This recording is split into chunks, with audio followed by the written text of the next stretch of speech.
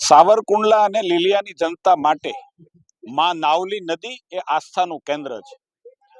નાવલી નદી ઉપરથી જ નાવલી પ્રીમિયર લીગનું આયોજન કરવું, સાવરકુંડલા અને સાવરકુંડલાની આસપાસનો લીલિયા સહિતનો વિસ્તાર ક્રિકેટનો ક્રેઝી રહ્યો છે. યુવાનોમાં ક્રિકેટ રમવા માટેનું ગાણ પણ છે ને એ પ્રતિભાને ખીલવવા માટે છેલ્લા 2 વર્ષથી જે પ્રકારે નાવલી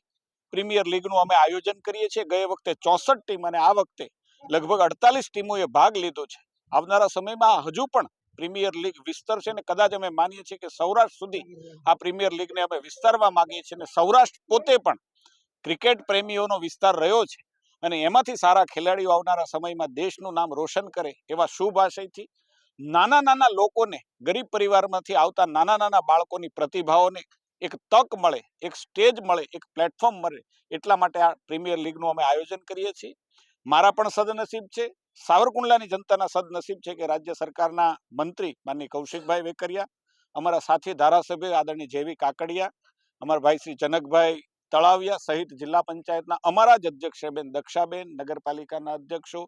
જિલ્લા પંચાયતના પ્રમુખશ્રી સહિત જિલ્લા પંચાયત, તાલુકા પંચાયતની ટીમ અને સમગ્ર